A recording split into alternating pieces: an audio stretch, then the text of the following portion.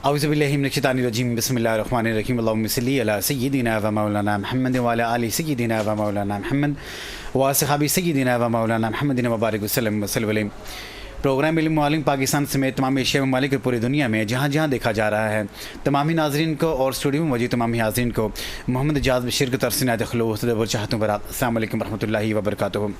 عظیم الشان ماہ مقدس ذی الحجہ جب بھی ہمارے زندگی میں آتا ہے تو رب کریم کے عظیم الشان پیغمبر جناب حضرت ابراہیم علیہ السلام کی یاد دلاتا ہے.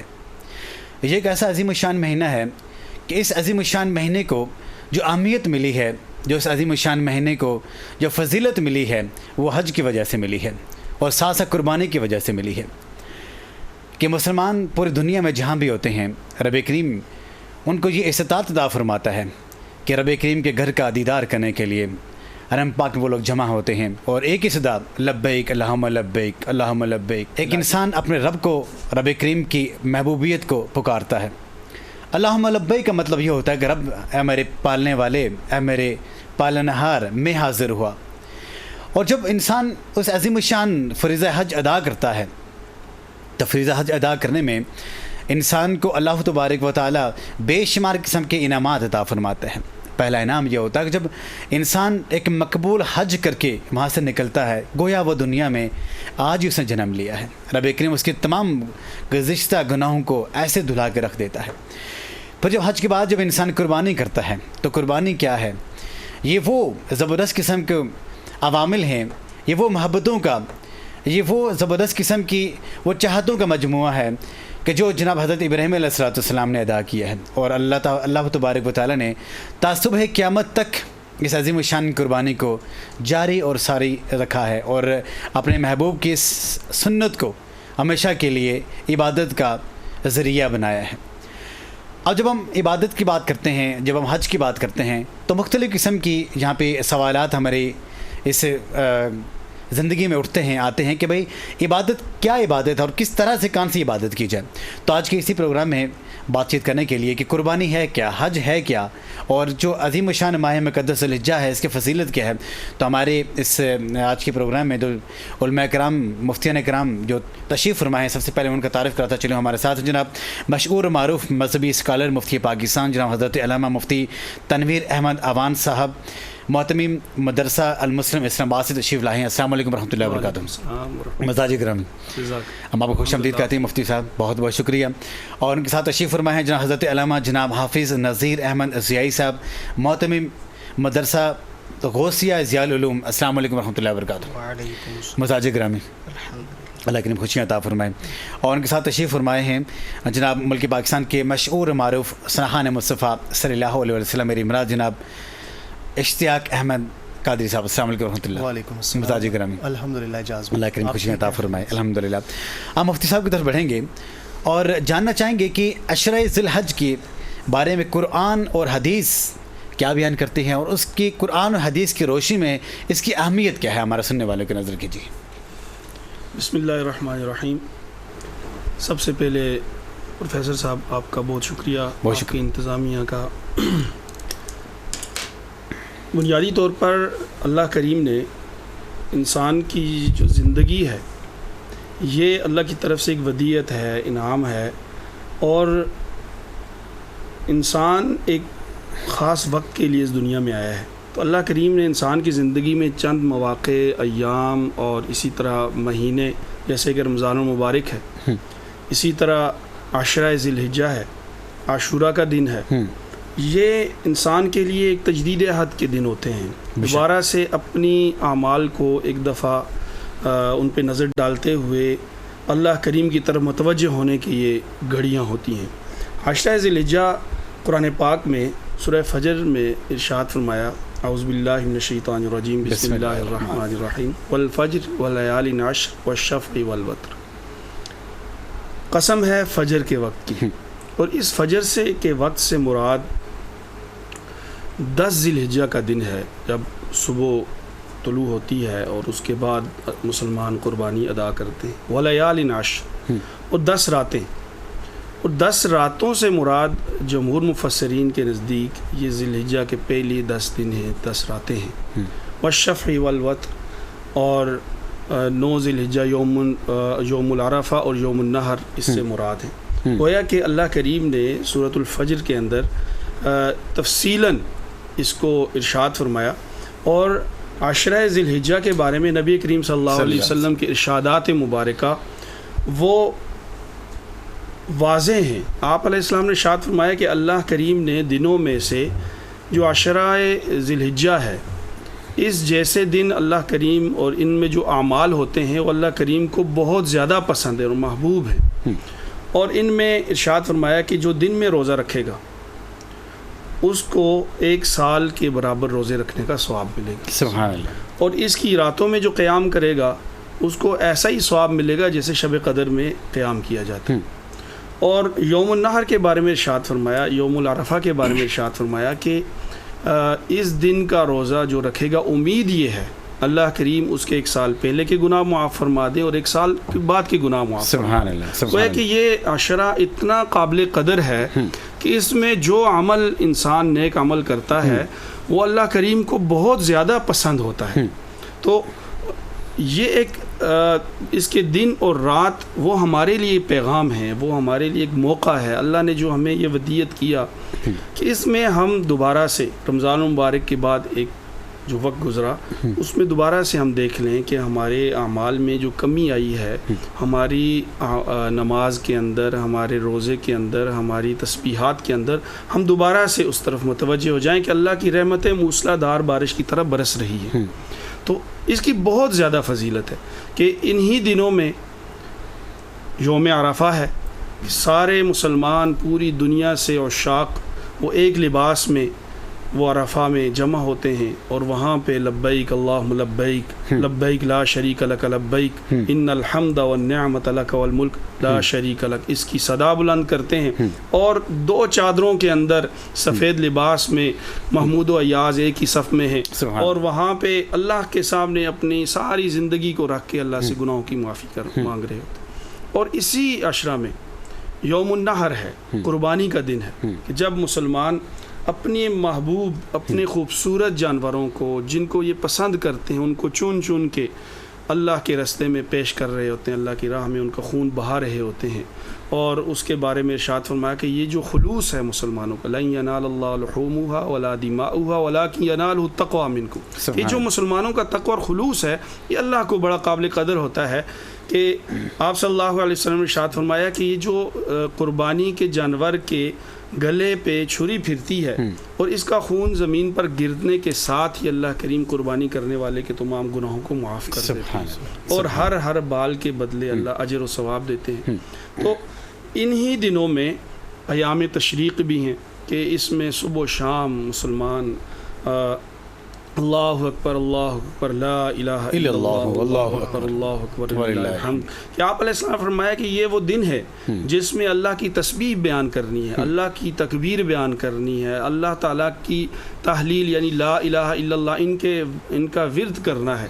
کہ یہ دن ہی ایسے ہیں کہ ان میں اللہ کی کبریائی کو بلند کیا جائے. تو بہت ہی قابل قدر دن ہیں. ان کا ہم جتنا قدر کریں گے اللہ کریم اتنا ہمیں نوازیں گے. ماشاءاللہ، شاندار بات. اور کیونکہ یہ ایسے عظیم الشان دن ہیں، ایسی عظیم الشان گھڑیاں ہیں، ایسی عظیم الشان راتیں ہیں کہ جس میں حدیث مبارکہ میں بھی آتا ہے کہ یہ جو لیلۃ القدر رمضان الکریم کی عظیم الشان جو راتوں میں سے ایک رات ہے کہ جس کی وجہ سے رمضان الکریم کی اہمیت حاصل ہے. اور عشرہ جو آخر جو عشرہ ہوتا ہے اس میں رب کریم نے اس کا نزول رکھا ہوا ہے. تو اس کی جو 10 راتیں ہیں یہ لیلۃ القدر کے برابر ثواب رکھتی ہیں. گویا کہ رمضان کی وہ جو لیلۃ القدر ہے اس کے بعد رب کریم نے مسلمانوں کے جو وعید سنائی ہے وہ عید الفطر کے برابر سنائی ہے. اور یہ جو 10 راتیں ہیں یہ اگر لیلۃ القدر کے برابر انسان اس کو عبادات کرتا ہے، اللہ تعالیٰ نے ان کو اس کے برابر رکھا ہے، تو گویا کہ اس کے بعد انسان کو حج اور اس کے بعد قربانی کے بعد اللہ تعالیٰ پھر عید کا وہ عظیم الشان وہ نوید سناتا ہے، وہ خوشخبری سناتا ہے. ہمارے ساتھ جناب حضرت علامہ حافظ نذیر احمد ضیائی صاحب جاننا چاہیں گے کہ فلسفہ حج ہے کیا، اور جب ایک انسان ایک مسلمان حج کرنے کے لیے عظیم الشان ان مقامات مقدسہ پر جاتا ہے تو اس کو حج کے ایسے عوامل کیا ہیں اور کس انداز سے وہ اپنے رب کو پکارے؟ جی مفتی صاحب. بسم اللہ الرحمن الرحیم. اللہم صلی علی سیدنا و مولانا محمد وبارک وسلم۔ سب سے پہلے میں آپ کا اور آپ کی ٹیم کا مشکور ہوں کہ آپ حضرات نے مجھے مدعو کیا۔ بے شک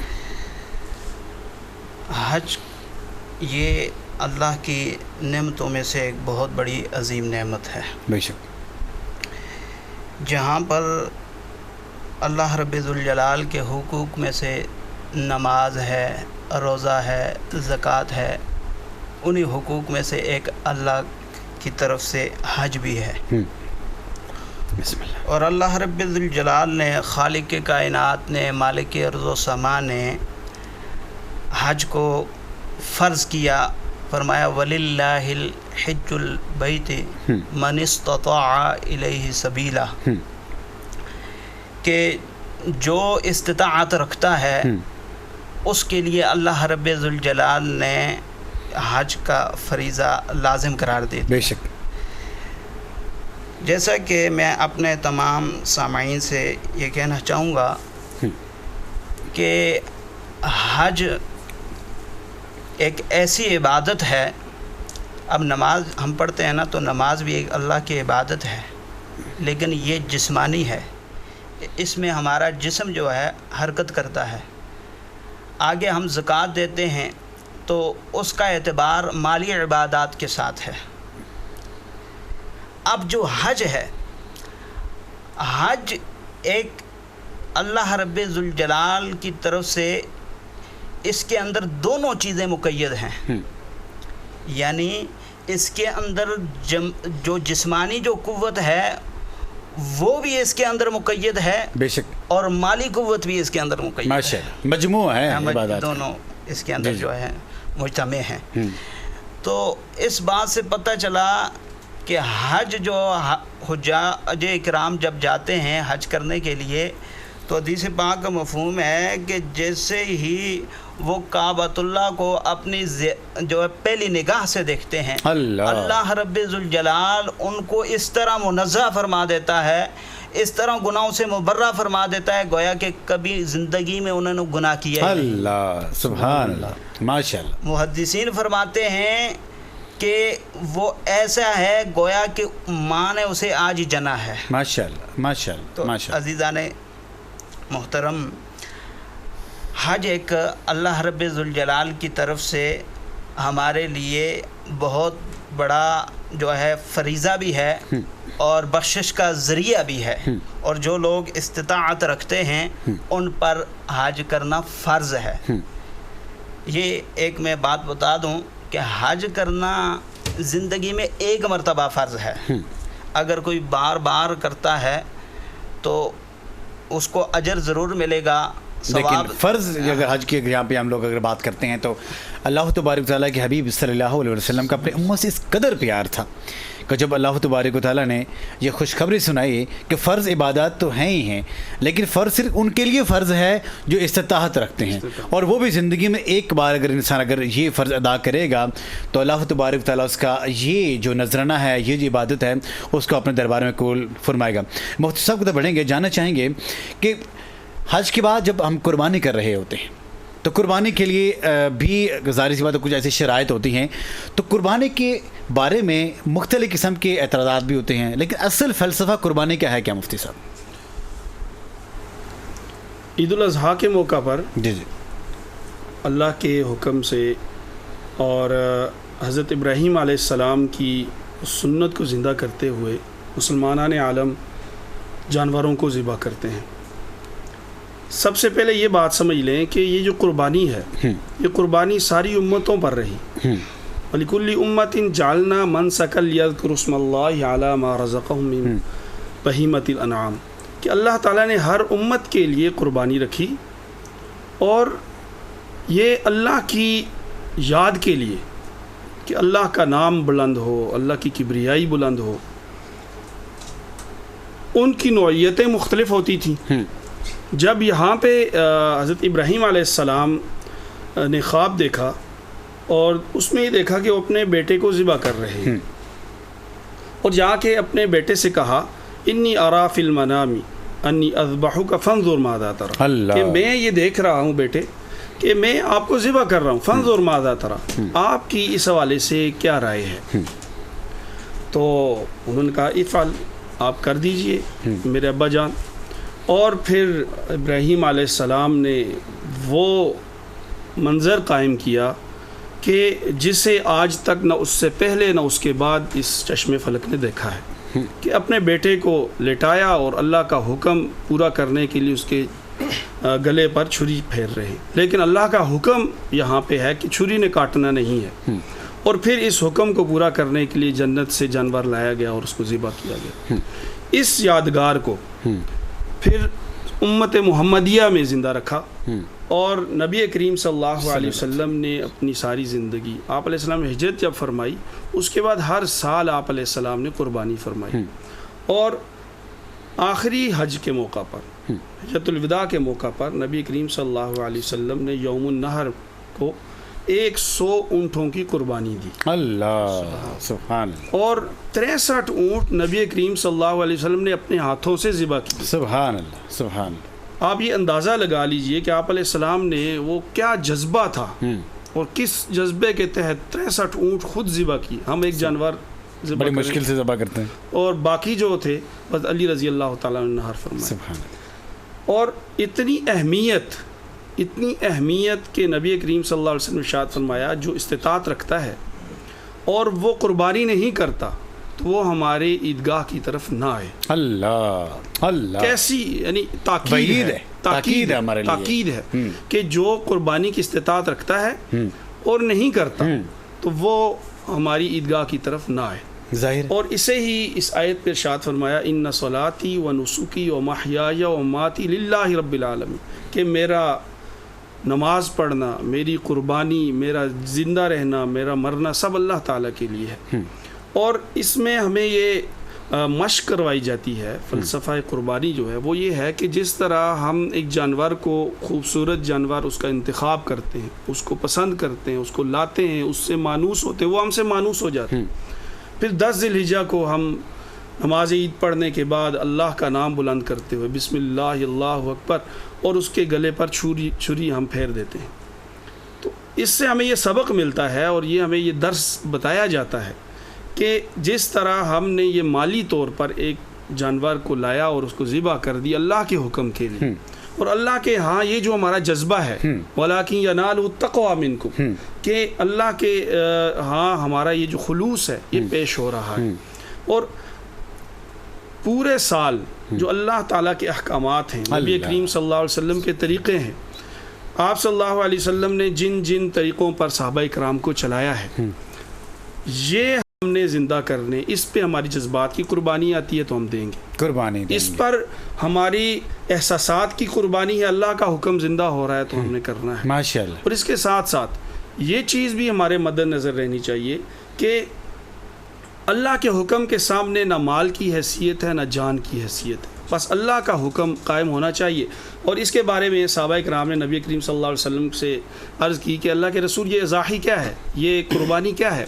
آپ صلی اللہ علیہ وسلم نے ارشاد فرمایا تمہارے والد ابراہیم علیہ السلام کی سنت ہے، اس کو تم نے زندہ کرنا ہے، اور اس کے ہر بال کے بدلے، ہر ریشے کے بدلے اللہ تعالیٰ تمہیں اجر دیں گے۔ اور یہ جانور قیامت کے دن اپنے پورے جسم کے ساتھ، اپنے سینگوں کے ساتھ، اپنی پوری کھروں کے ساتھ، ہر پورے جسم کے ساتھ یہ آئے گا اور اسے نامہ اعمال میں تولا جائے گا، اللہ، اور آخرت کا ذریعہ نجات ہے۔ ماشاءاللہ، شاندار فلسفہ قربانی مفتی صاحب نے بہت ہی مدلل انداز سے، بہت ہی سیر حاصل طریقے سے اور بہت ہی آسان لفظوں میں سمجھا دیا کہ وہ لوگ جن کا یہ اپنے آپ کا ایک دلائل رکھتے ہیں کہ بھئی ہم قربانی ہم پہ واجب نہیں ہے، یا وہ استطاعت رکھنے کے باوجود وہ لوگ قربانی نہیں کر رہے ہوتے، تو مفتی صاحب نے بڑے بہترین انداز سے فرمایا کہ حدیث میں یہ ہے کہ ان لوگوں کو یہ حق نہیں پہنچتا کہ وہ ہمارے عیدگاہوں کی طرف آئیں۔ بہت ہی پیارا جملہ مفتی صاحب کا۔ پروگرام علم عالم میں یہاں پہ شامل کرتے ہیں نعتیہ کلام اور مشہور معروف ثناخان مصطفیٰ صلی اللہ علیہ وسلم اشتیاق احمد قادری صاحب، آقا صلی اللہ علیہ وسلم کی خدمت میں گلہ عقیدت۔ اللہم صلی علی سیدنا محمد وعلی آل سیدنا محمد وبارک وسلم۔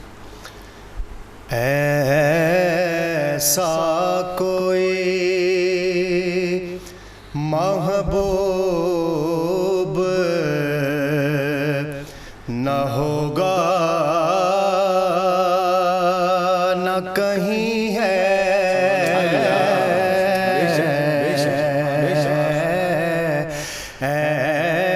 ایسا کوئی محبوب نہ ہوگا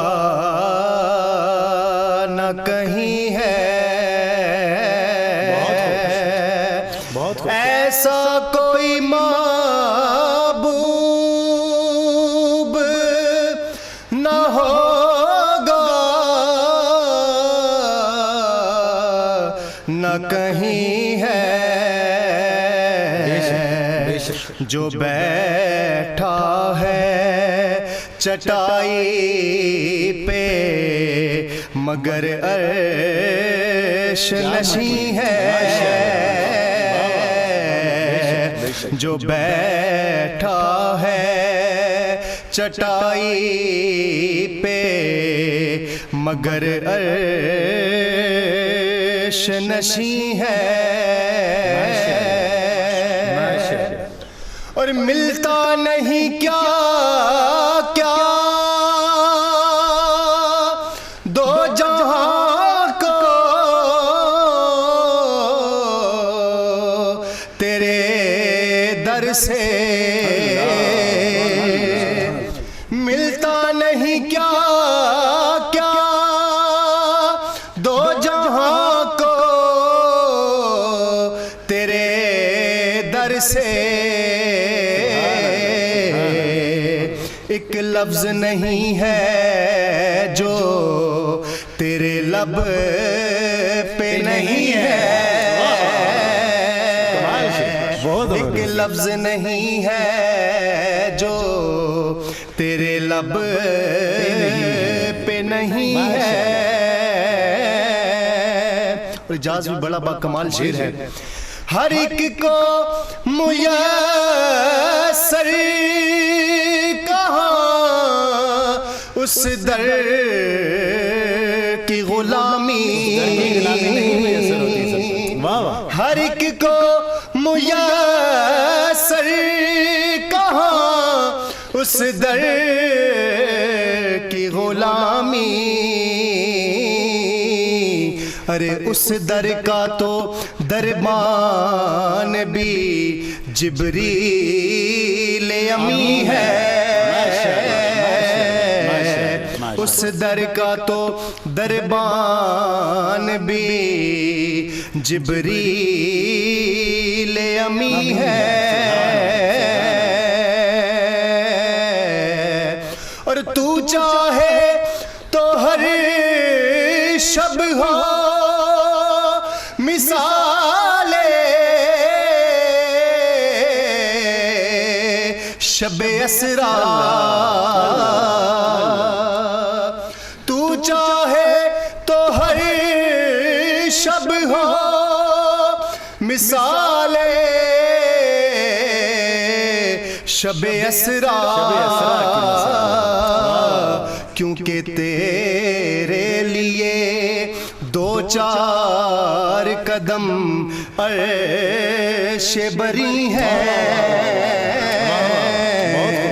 تیرے لیے دو چار قدم عرش بری ہے،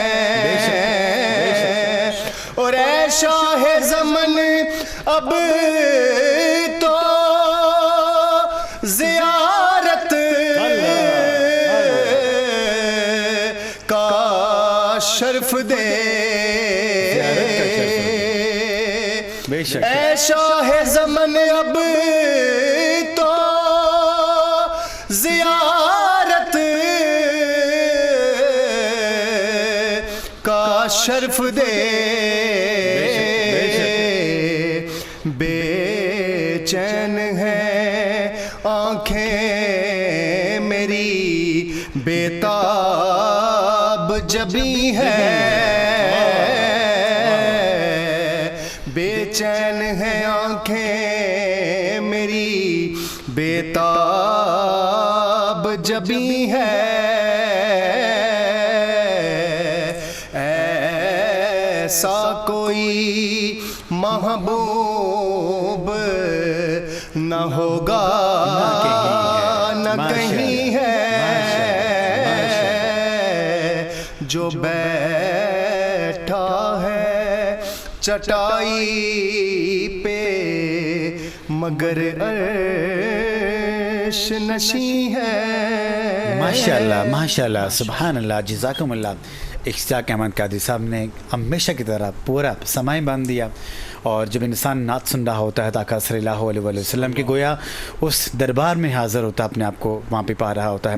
پروگرام علم عالم میں یہاں پہ وقت ہوا جاتا ہے چھوٹے سے وقفے کا. ہمارے ساتھ رہیے. السلام علیکم ورحمۃ اللہ وبرکاتہ. بسم اللہ الرحمن الرحیم. ایک دفعہ پھر خوش آمدید کہتے ہیں ہم آپ کو. پروگرام علم عالم آپ دیکھ رہے ہیں اور مفتی صاحب کی شاندار گفتگو جاری ہے.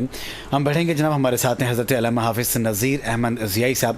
جاننا چاہیں گے کہ جب انسان حج کرنے کے لیے جاتا ہے تو بعض اوقات ایسا ہوتا ہے کہ جو لوگ وہاں پہ حج اور ساتھ عمرہ ادا فرما رہے ہوتے ہیں, کچھ لوگوں کا معنی یہ ہے کہ جب انسان حج کرنے کے لیے جائے تو اس کے پاس جو جمع پونجی اپنی ہوتی ہے تو وہ اسی کو لگا کے وہاں پہ جا رہا ہوتا ہے. اور بعض لوگ یہ کہتے ہیں کہ ٹائملی ہمارے پاس پیسے نہیں ہیں, لیکن اس کے بعد جو لوگ ادھار مانگ کے ادھار اماؤنٹ جمع کر کے یا کسی سے لے کے وہ حج کرنے کے لیے جا رہے ہوتے ہیں, تو کیا ایسی صورتحال میں کیا ان کا حج قبول ہو جاتا ہے؟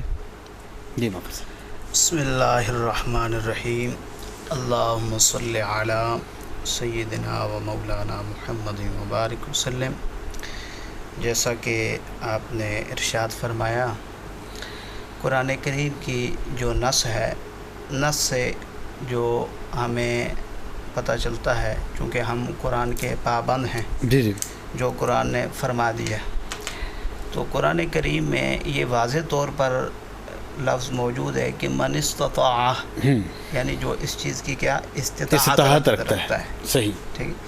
دیکھیں نبی کریم علیہ الصلوۃ والسلام کی جب حدیث کی طرف ہم رجوع کرتے ہیں تو حضور علی نبینا علیہ الصلوۃ والسلام نے ارشاد فرمایا کہ بنی الاسلام علی خمس, اسلام کی بنیاد جو ہے وہ 5 چیزوں پر ہے. صحیح. ٹھیک. و اقام الصلاۃ, نماز قائم کرنا, و ایتاء الزکوٰۃ, زکوٰۃ جو ہے ادا کرنا, اور اس کے بعد پھر یعنی کہ رمضان کے روزے رکھنا. جی جی, جو سب سے پہلے ہے اس کے متعلق فرمایا کہ شہادت اللہ لا الہ الا اللہ و اشہد ان محمدا عبدہ و رسولہ, کہ اللہ کے سوا کوئی معبود نہیں اور بے شک حضرت محمد صلی اللہ علیہ وسلم اللہ کے بندے اور رسول ہیں. اور چوتھی کے متعلق فرمایا والحج المبرور, کہ حج جو ہے مبرور کرنا یہ بھی جو ہے نا اسلام کے بنیادی حصوں میں سے ایک حصہ ہے. تو اس کے لیے جو ہے شرائط یہ ہے کہ بندے کا مطلب ہے رہن سہن کا گھر موجود ہو, دیگر جو ہے گھر والوں کو کوئی پریشانی دقت نہ ہو, تمام جو لازمات ہیں ان سے منزہ ہو کر تب اس کے لیے جو ہے حج کرنا جو ہے فرض ہے. اگر گھر میں دقت ہے, پریشانی ہے, مصائب و آلام ہیں, تو اس صورت میں اگر وہ حج پر جائے گا تو اس کا حج رائگاں ہے.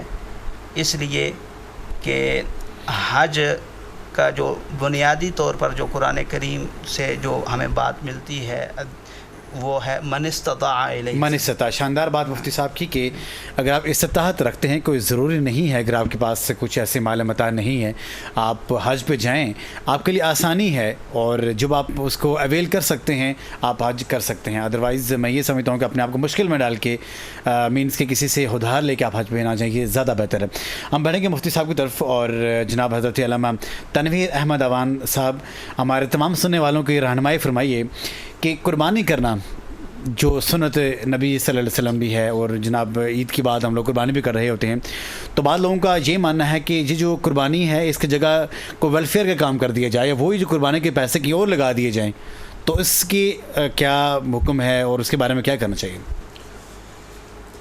بنیادی طور پر یہ بات آپ سمجھیں کہ یہ شرعی حکم ہے. جی. اور نبی کریم صلی اللہ علیہ وسلم نے اپنی جو ہجرت مدینہ کے بعد کی جو 10 سال ہیں اس میں آپ علیہ السلام نے 10 سال مسلسل قربانی فرمائی, اور اس کے ساتھ ساتھ آخری سال جب حجۃ الوداع تھا اس سال آپ صلی اللہ علیہ وسلم نے 63 قربانیاں خود فرمائیں. اس سے ایک پیغام تھا کہ جو آپ علیہ السلام کی مسنون عمر ہے وہ 63 سال کی 63 قربانیاں آپ علیہ السلام نے اپنے ہاتھ بہت خوبصورت بات، بہت پیارا جملہ آپ نے. اور اس کے بعد پھر باقی علی رضی اللہ تعالیٰ عنہ کو دے دیں کہ آپ ان کو ذبح فرما دیں. آیت مبارکہ جس کو پہلے بھی پیش کرنے کی سعادت مجھے حاصل ہوئی کہ لِكُلِّ أُمَّةٍ جَعَلْنَا مَنْسَكًا لِيَذْكُرُوا اسْمَ اللَّهِ عَلَى مَا رَزَقَهُم مِّن بَهِيمَةِ الْأَنْعَامِ، کہ ہر امت کے لیے اللہ تعالیٰ نے قربانی رکھی ہے کہ اس کا جانوروں میں سے قربانی ہوگی، اور وجہ یذکر اسم اللہ، اللہ کا نام بلند ہوگا، اللہ کا نام لیا جائے گا.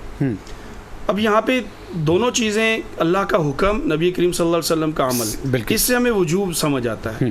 وجوب کی تفصیل پھر یہ ہے کہ جو صاحب نصاب ہے، جو صاحب نصاب ہے، جس پر زکوٰۃ واجب ہے، جس پر صدقہ فطر واجب ہے، اب یہ شخص عید والے دن صبح صاحب نصاب ہو جاتا ہے. صاحب نصاب ہونا پھر اس کی ایک تفصیل ہے. اس شخص پر قربانی واجب ہے. دو چیزیں، ایک چیز کو میں مزید اضافہ کروں گا کہ ہمارے معاشرے میں یہ بات پھیل گئی کہ پورے خاندان کی طرف سے، گھرانے کی طرف سے ایک قربانی ہو جائے اور وہ سب کی طرف سے ہو جائے گی. یہ ایک کانسیپٹ ہے. بہت پیاری بات کریں. اور حالانکہ گھر کے 4 افراد ہیں تو چاروں صاحب نصاب ہیں تو 4 قربانیاں ہیں. کسی ایک کا تعین کر کے وہ قربانی کر رہے ہیں تو وہ اس شخص کی طرف سے ہوگی، سب کی طرف سے نہیں ہوگی. لیکن یہاں پہ چاروں لوگ صاحب نصاب ہیں تو چاروں قربانیاں ہوں گی. اللہ، بڑے جانور میں 7 حصے ہیں، ایک اگر چھوٹا بکرا وغیرہ کریں گے تو ایک ہی حصہ ہے، وہ ایک ہی قربانی ہوگی. دوسرے نمبر پہ یوم النحر، اور اس کے بعد 11ویں اور 12ویں ذی الحجہ، ان میں سب سے اللہ کریم کو مقبول عمل، جو اللہ کریم کے ہاں جس عمل کی قدر و قیمت ہے، جس کو اللہ کے ہاں مقبول ہے، وہ عمل اللہ کے راستے میں خون بہانا ہے. 10 کی فجر سے، یعنی عید کی نماز سے لے کر 12 کی عصر تک، یہ 3 دن صرف اور صرف اللہ کے ایام النحر جو ہیں، ان دنوں میں اللہ کے حضور جانوروں کا خون پیش کرنا. یہاں پہ ویلفیئر کے جتنے کام ہیں ان کی اپنی حیثیت ہے. اسلام نے انسانیت سکھائی ہے. اسلام نے تو یہاں تک جانوروں کے حقوق بیان فرمائے کہ کوئی پیاسا کتا ہے اور اگر اس کو آپ ظلماً اس کو پانی نہیں دے رہے، کھانا نہیں دے رہے، تو وہ حکایت ہے کہ اس عورت کی بخشش نہیں ہوئی. اور اسی طرح انسانوں کو انسانیت، جانوروں کے حقوق، ہر ایک کی ویلفیئر، یہ اسلام نے شعور دیا ہے. اس سے پہلے شعور نہیں تھا. اور ہر ایک کے بارے میں آپ علیہ السلام کی سیرت مطہرہ وہ ہمارے سامنے ہے کہ عورتوں کے حقوق، بچوں کے حقوق، جانوروں کے حقوق. کہ ایک اونٹ آیا اور آپ صلی اللہ علیہ وسلم نے اس کے مالک کو بلایا کہ اس کے اوپر آپ تم اس کی عمر سے زیادہ، اس کی طاقت سے زیادہ بوجھ ڈال رہے ہو، حتیٰ کہ یہ جب پوری قوت سے تھا تو تیرا یہ مال برداری کے کام آتا رہا، اب یہ بوڑھا ہو گیا، اس کو اب خدمت کی ضرورت ہے، اس کو خوراک کی ضرورت ہے، تو اس کو خوراک دے. یعنی اس جانور کے حقوق تک. لیکن اسلام نے ہر ایک چیز کا موقع رکھا ہے. صحیح. اس وقت ایام النحر میں صرف اور صرف قربانی ہے. خیرات کی کوئی کام آپ نہیں، اگر آپ کر سکتے ہیں لیکن افضل جو عمل ہے وہ آپ قربانی اپنی حیثیت سے ہے. ہاں جی پروفیسر صاحب، اپنی حیثیت سے ہے وہ. یعنی جو صاحب نصاب ہے اس نے قربانی کرنی ہے، اس کے بعد جا کے فریضہ کو ادا کرنا ہے. ویلفیئر کے کام وہ اپنی جگہ پہ بعد میں کرے یا سچ کچھ ساتھ وہ بھی کرتا رہے. لیکن اس سے زیادہ کتاب شاندار. یہاں پہ ایک نعت کلام شامل کرتے ہیں اور اس دربار میں اپنا ہدیہ پیش کرتے ہیں. عشاء کے موقع یہ سر ہے صد کا نبی کا اتارنے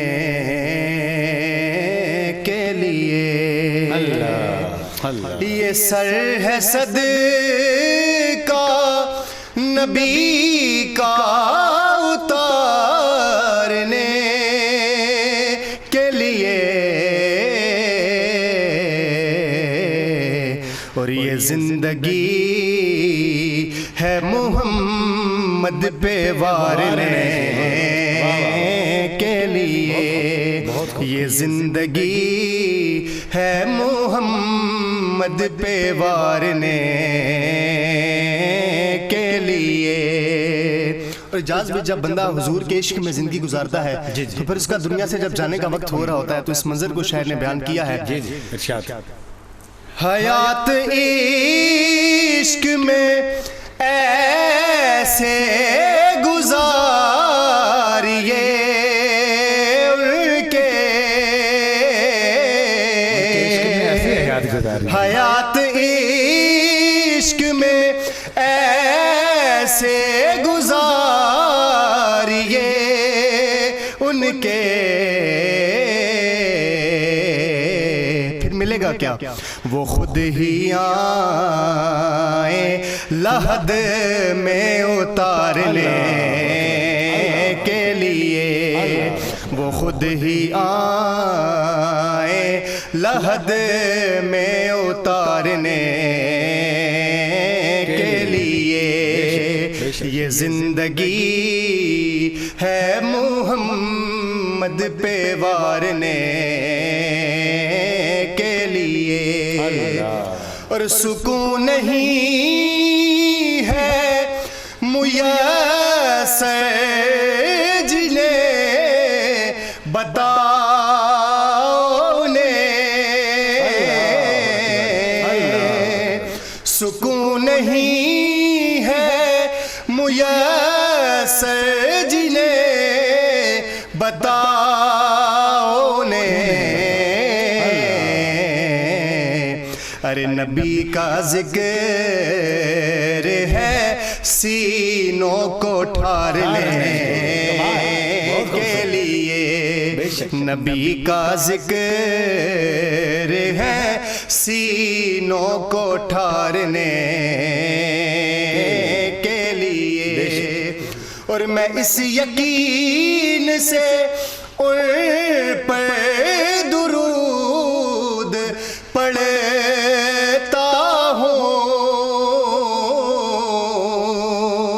میں اس یقین سے ان پر درود پڑھتا ہوں، ارے سہارا دے گا یہ پل سے گزارنے کے لیے، سہارا دے گا یہ پل سے گزارنے کے لیے، یہ سر ہے صدقہ نبی کا اتارنے کے لیے، اور یہ زندگی ہے محمد پہ وارنے کے لیے۔ ماشاءاللہ ماشاءاللہ، سبحان اللہ، الحمدللہ، جزاکم اللہ۔ شاندار نعتیہ کلام جناب اشتیاق احمد قادری صاحب کی طرف سے، اور آقا صلی اللہ علیہ وآلہ وسلم کے در میں ہم یہ دعا مانگتے ہیں کہ آقا صلی اللہ علیہ وآلہ وسلم کا عظیم شان وہ در ہو، اور ہماری وہاں پہ صدائیں ہیں، درود کی صدائیں ہوں، اور ہم سب کی وہاں پہ حاضری ہو۔ ہمیں ابھی جو نعت رسول مقبول صلی اللہ علیہ وآلہ وسلم پیش کرنے کے لیے ایک اور جو ہمارے بہت ہی پیارے اور بہت ہی پیارے عظیم دوست میری مراد جناب حافظ اویس احمد مدنی صاحب نے میں جان کیا۔ السلام علیکم۔ وعلیکم السلام۔ مزاج گرامی، بات چیت ہو رہی تھی حج کے اعتبار سے، اور ہم بڑھیں گے جناب حافظ نذیر احمد ضیائی صاحب کی طرف سے کہ یہ جو عشرۂ حج ہے، جو عشرۂ ذی الحجہ ہے، اس میں کرنے والے وہ کون سے عوامل ہیں، کون سی ایسی عبادات ہیں کہ جو ایک عام انسان کو کرنی چاہیے، عام آدمی کو کرنی چاہیے، مسلمان کو کرنی چاہیے؟ بسم اللہ الرحمن الرحیم، اللہم صلی علی محمد وعلی آل محمد وبارک وسلم۔ نبی کریم صلی اللہ تعالی علیہ وآلہ وسلم کا ارشاد گرامی ہے، جس کے راوی حضرت عبداللہ بن عباس رضی اللہ تعالیٰ عنہ، کہ یہ جو 10 ایام ہیں، ان میں جو عبادات کی جاتی ہیں، ان کے مقابلے میں باقی ایام کی عبادات اللہ کے ہاں مقام نہیں رکھتی۔ صحیح، سبحان اللہ، سبحان اللہ۔ جیسا کہ مفتی صاحب نے فرمایا کہ اللہ رب ذوالجلال خالق کائنات مالک ارض و سما کو جو بندہ ان ایام میں عبادات کرتا ہے، ان کا عمل بھی زیادہ محبوب ہے، اور کرنے والا وہ شخص بھی اللہ کو زیادہ ماشاءاللہ ماشاءاللہ ماشاءاللہ۔ اور جیسا کہ حدیث پاک کا مفہوم ہے کہ نبی علیہ الصلوۃ والسلام نے ارشاد فرمایا کہ یہ ان دنوں میں جو اللہ کی بندگی کرتا ہے, اللہ کی عبادت کرتا ہے, وہ اللہ کے ہاں بہت بڑا مقام پاتا ہے, اور ان کے دنوں کے علاوہ دوسرے دنوں کی عبادات کوئی اتنا مقام و مرتبہ نہیں ہے. تو صحابہ اکرام کا جنب غفیر سجا ہوا تھا, مجتمع تھے صحابہ اکرام. تو جنب غفیر کی صورت میں صحابہ اکرام نے عرض کی, یا سیدی یا رسول اللہ, کیا جہاد کرنا بھی جو ہے اس سے زیادہ اہمیت نہیں رکھتا؟ جی. تو اللہ کے محبوب صلی اللہ علیہ وسلم نے ارشاد فرمایا کہ ہاں, جہاد کرنا بھی اس سے زیادہ محبوب نہیں رکھتا, اس سے زیادہ محبوب نہیں ہے. ہاں, وہ جہادی جو اپنا مال لے کر نکلا ہو اور اللہ کی راہ میں پیارا ہو گیا ہو, یعنی کہ شہید ہو گیا ہو, وہ اس سے جو ہے مبرہ ہے, اس سے جو ہے عمل میں طاقت ہے.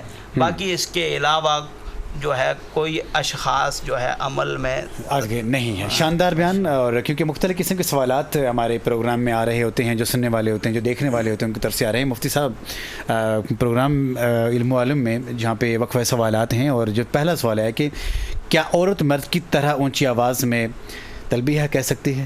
جی, اسی طرح ہے کہ یہ جو ایام تشریق ہیں, ایام تشریق یوم عرفہ 9 ذی الحجہ کی فجر سے شروع ہوتے ہیں اور 13 کی عصر تک رہتے ہیں. ایام تشریق کے حوالے سے اللہ اکبر لا الہ الا اللہ, اللہ اکبر وللہ الحمد, یہ مرد اور عورت پر ایک دفعہ پڑھنا واجب ہے. اور یوم النحر میں جب عید الاضحیٰ کا دن ہے تو صبح جب آپ عیدگاہ کی طرف جا رہے ہیں تو بلند آواز سے پڑھتے ہوئے جا رہے ہیں, اور پھر واپسی پہ آپ دوسرے راستے سے آ رہے ہیں اور اللہ کی کبریائی کو بلند کرتے ہوئے آ رہے ہیں. فرض نمازوں کے بعد آپ نے ایک دفعہ اونچی آواز سے پڑھنا ہے. یہ تو مردوں کے حوالے سے. عورت جو ہے وہ اس کو اتنی آواز سے پڑھے کہ جو خود سن سکے, ان کے لیے بلند آواز سے اس پہ پڑھنے کا نہیں ہے. دوسرے نمبر پہ جو بات ہے کہ ان ایام تشریق میں جو کلمات اللہ کو زیادہ محبوب ہیں وہ یہی ہیں, سبحان اللہ کی کبریائی, یذکر اسم اللہ, اللہ کا نام بلند کرنا ہے, اس کی یاد کرنی ہے, اس کا ذکر کرنا ہے, اور وہ یہی کلمات ہیں. ان کو ایام تشریق میں زیادہ سے زیادہ پڑھنا ہے. اور عشرہ ذی الحجہ میں بعض روایات میں آتا ہے عشرہ ذی الحجہ میں انہی کلمات کو اللہ کے حضور پیش کرنا یہ اللہ کو زیادہ محبوب ہے. ماشاءاللہ. ایک اور سوال ہے مفتی صاحب کہ کیا دوران حج عورت چہرے کو ڈھانپ سکتی ہے؟ دوران حج عورت کے لیے چہرے کے اوپر پردہ کرنا وہ ایسا ہو کہ جو چہرے کے ساتھ مس نہ ہو, وہ ضروری ہے. اور اس کے لیے پھر بہت سارے کیپس یا اس طرح کی کچھ چیزیں ہیں جو عورت اپنے چہروں پہ رکھ سکتی ہیں, تو اس کے ساتھ وہ اپنے چہروں کو ڈال دیں گی. شاندار بات. اور کیونکہ یہاں پہ پروگرام علم و عالم میں یہاں پہ وقت ہو جاتا ہے کہ نبی کریم صلی اللہ علیہ وسلم کی دربار کی حاضری کا, میرے مراد جناب وقفہ عشق مصطفیٰ صلی اللہ علیہ وسلم, آقا صلی اللہ علیہ وسلم کی خدمت میں گلہ عقیدت پیش کرنے کے لیے جناب حافظ اویس احمد مدنی صاحب. جی میں پیش کرتا ہوں. کعبہ ہے میرے پیش نظر, سبحان اللہ سبحان اللہ, کعبہ ہے میرے پیش نظر, سبحان اللہ سبحان اللہ, ہے کتنا حسین اللہ کا گھر, سبحان اللہ سبحان اللہ, اور پر نور وہاں کی ہیں صبح ہے, پر کیف وہاں کی ہیں شام, کیا خوب وہاں کی شام و سحر, سبحان اللہ سبحان اللہ سبحان اللہ سبحان اللہ سبحان اللہ سبحان اللہ، اور سرکار مدینہ کا صدقہ، سرکار مدینہ کا صدقہ، سرکار مدینہ کا صدقہ، حج سب کا کر مقبول خدا، محروم نہ جائے کوئی بشر، محروم نہ جائے کوئی بشر، سبحان اللہ سبحان اللہ۔ اور مقطع پیش خدمت ہے جی جی کہ عرفات میں پھر ہم جا پہنچے،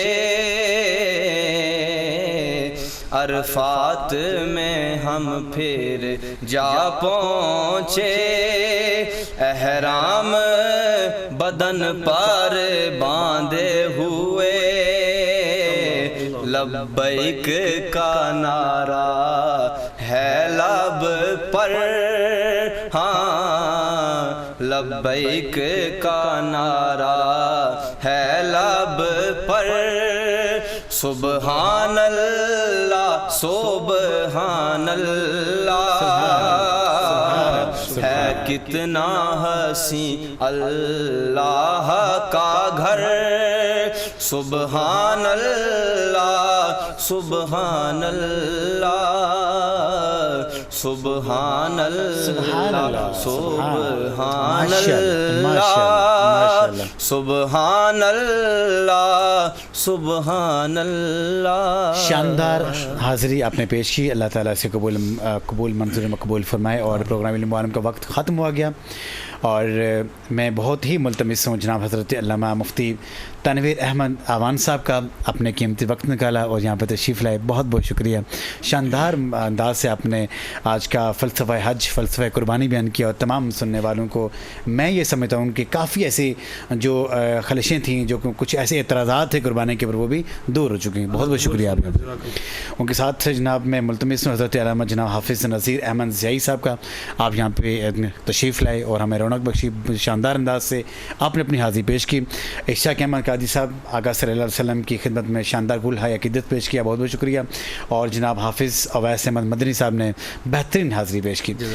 جانے سے پہلے ایک چیز میں آپ کے سامنے رکھوں کہ قربانی تو فدیہ ہے، ایک ہدیہ ہے جناب حضرت ابراہیم علیہ السلام اور جناب حضرت اسماعیل علیہ السلام کی گفتگو کا، لیکن آج ہمیں قربانی تو یاد رہی، ایک دمبا اور یا ایک مینڈا قربان کرنا تو یاد رہا، لیکن وہ گفتگو یاد نہیں رہی کہ جس کی وجہ سے یہ قربانی کی گئی ہے۔ وہ گفتگو کیا تھی؟ وہ گفتگو یہ تھی کہ جب اللہ تبارک تعالیٰ کا حکم آ جائے تو اپنے آپ کو سرخم تسلیم کر دینا۔ وہ فلسفہ کیا تھا کہ جب آپ کے آپ کے والد محترم کچھ اگر آپ کو کچھ کہہ دیں، کوئی بات اگر آپ سے کہیں، تو ان کے آگے بھی سرخم تسلیم کر دینا، بس یہ قربانی تھی۔ محمد جہاد بشیر کو اجازت دیجیے۔ السلام علیکم ورحمۃ اللہ وبرکاتہ۔